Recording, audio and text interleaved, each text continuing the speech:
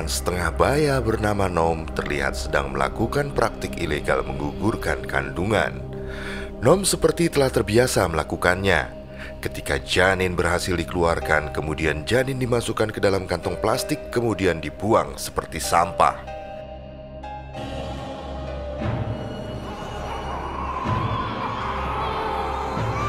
Di lokasi lain, seorang gadis kecil bernama Yimai, anak dari pasangan Trai dan Pim. Trai sehari-hari berprofesi sebagai wartawan dan Pim adalah seorang guru. Beberapa waktu terakhir, Yimai sering menunjukkan sikap yang aneh.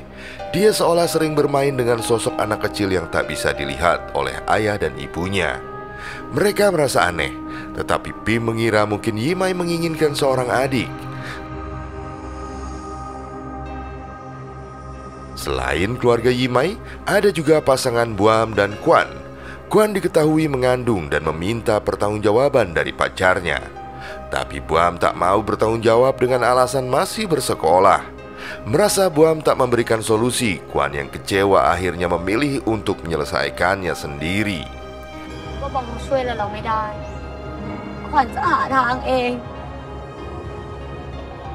Malam harinya, Kwan mencari informasi di internet dan menemukan situs yang menjual pil terlambat bulan.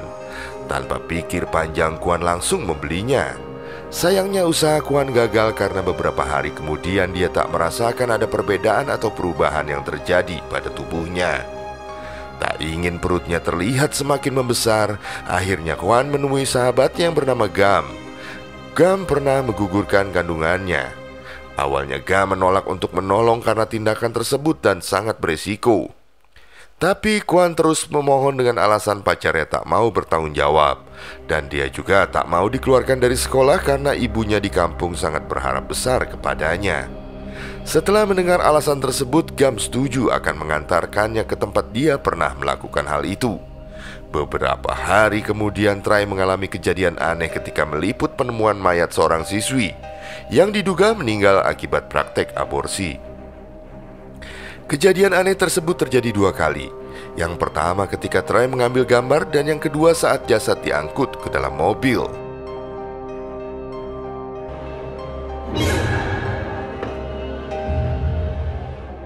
Selain Trai, Pim juga mengalami kejadian mencekam. Ketika pulang dan mampir sebentar untuk membeli makanan di dekat kuil, ketika sedang menunggu makanan disiapkan, tiba-tiba Yimai hilang dan Pim langsung mencarinya ke area kuil. Tanpa disadarinya, Pim masuk ke lemari kremasi jasad yang tampak tidak terawat. Saat itulah tiba-tiba gembok lemari kremasi nomor 9 terjatuh dan pintunya perlahan-lahan terbuka.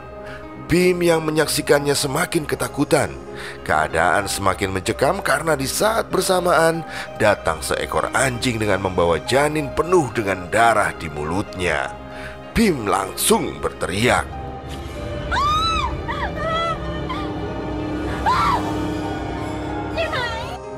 Ternyata kejadian menyeramkan tersebut tak berhenti sampai di situ saja. Ketika berada di rumah, suasana terasa tak tenang. Yimai malah mengatakan jika dia membawa adik kecil dari kuil tadi dan menunjuk ke tasnya. Pim dengan perlahan membuka tas tersebut dan muncullah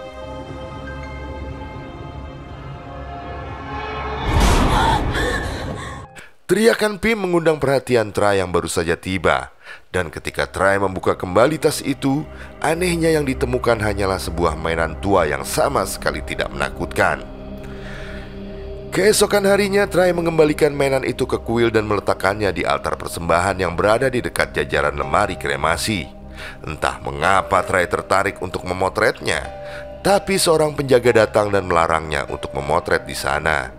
Karena dilarang, Trai jadi sangat kesal dan pergi setelah mengambil beberapa foto secara sembarangan dan sembunyi-sembunyi sambil menatap sinis ke pria tersebut.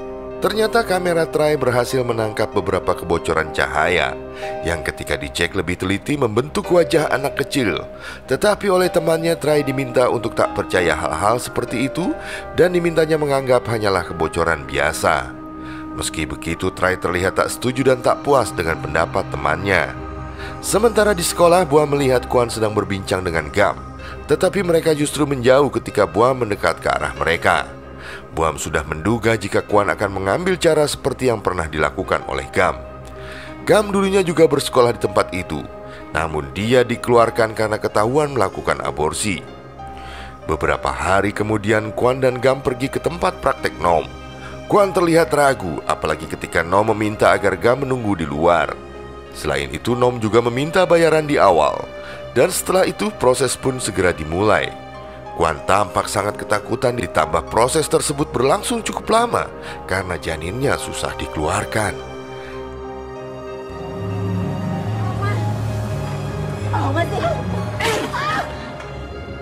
Karena melihat Kwan pingsan, Gam yang panik segera pergi dan kebetulan bertemu dengan Buam yang ternyata sedang mencari mereka berdua.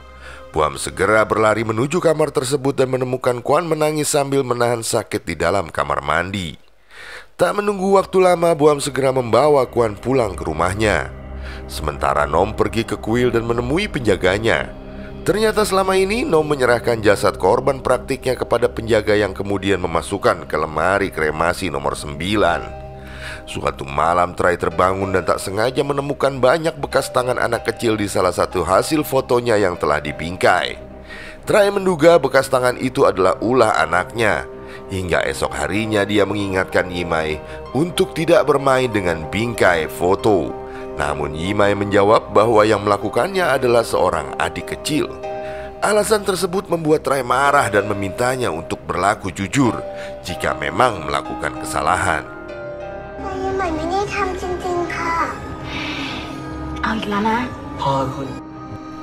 Di malam selanjutnya pintu kamarnya terbuka dan ternyata Yimai sedang asik bermain ayunan di luar rumah. Awalnya Yimai tampak senang, namun lama-kelamaan dia ketakutan karena ayunan tersebut berayun semakin cepat. Beruntung Try yang baru saja pulang mendengar suara tangisan Yimai dan langsung menghentikan ayunan tersebut. Meski telah banyak kejadian aneh yang ditunjukkan oleh anaknya, Try masih berpikir realistis dan menganggap jika anak seumuran Yimai punya teman hayalan adalah sebuah hal yang wajar. Try merasa semua keanehan yang terjadi pada Yimai karena dia dan istrinya terlalu sibuk bekerja. Sementara itu di tempat lain, Buam tiba-tiba terbangun dan menemukan Kwan hilang dari tempat tidurnya. Tak lama kemudian terdengar suara Kwan memanggil dari luar dan Buam pun segera menuju ke arah suara tersebut.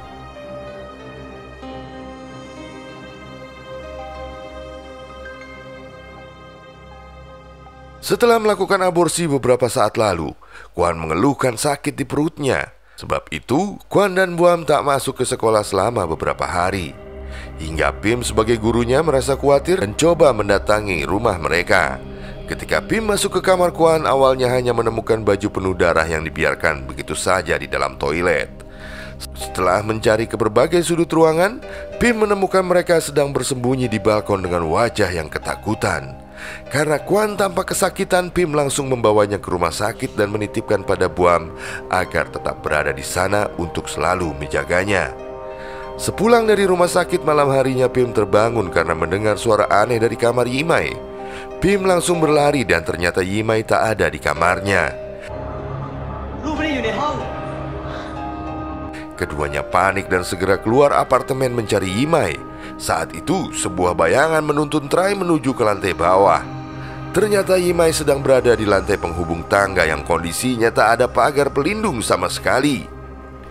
Beruntung Try dengan cepat turun dan langsung meraih Yimai lalu membawanya kembali ke apartemen.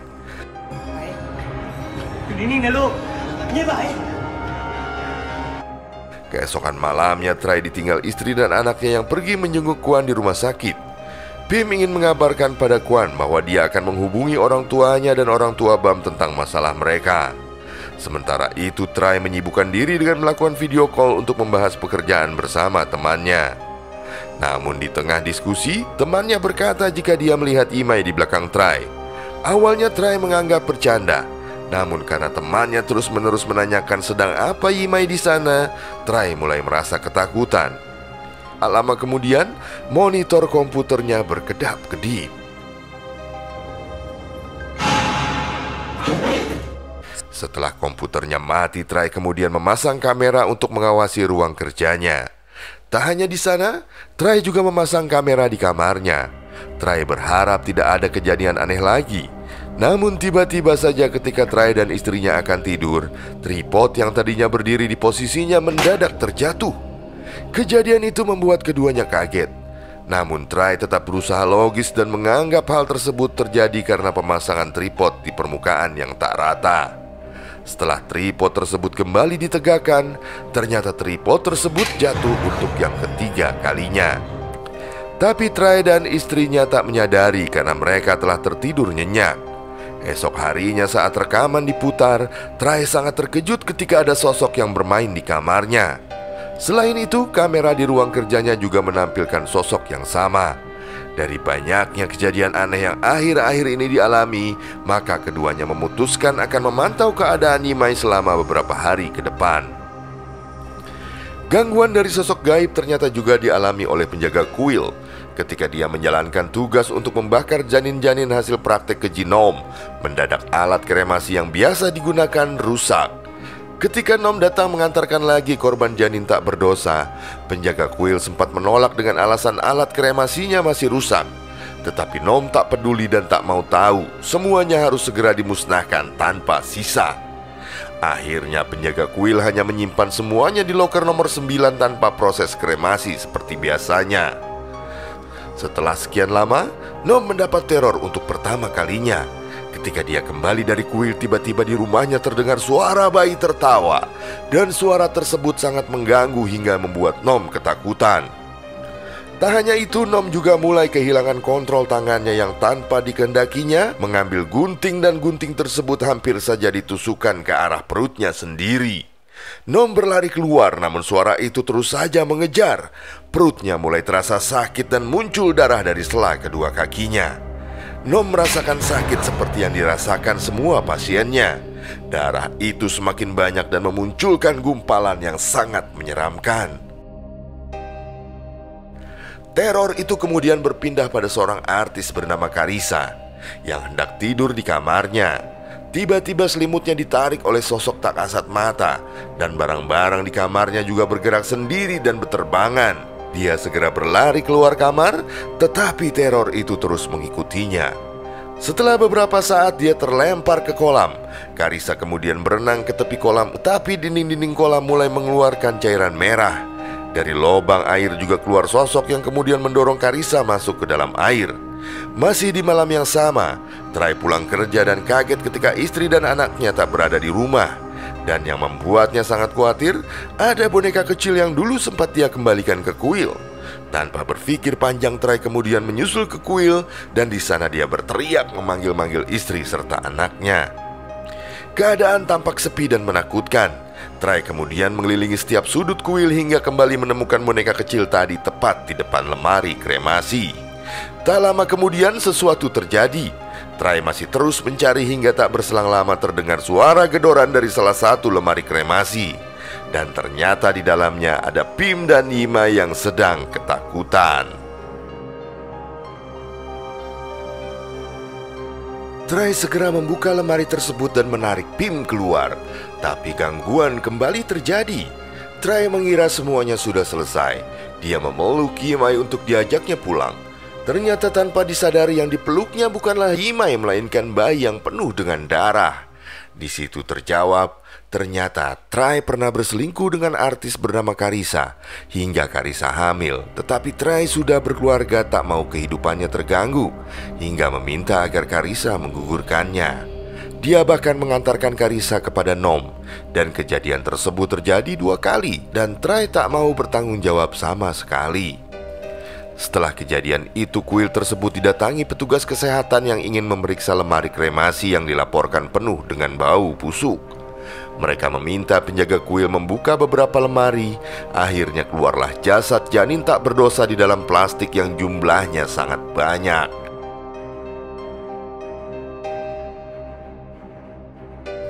Polisi dengan cepat menciduk Nom setelah penjaga kuil diinterogasi. Penjaga kuil mengaku mendapat uang 200 bat untuk setiap janin yang diserahkan oleh Nom. Sementara Nom mendapat 4.000 hingga 6.000 bat setiap melakukan praktek. Dari hasil interogasi juga disebutkan, jika anak yang dilahirkan masih hidup maka Nom akan menjualnya.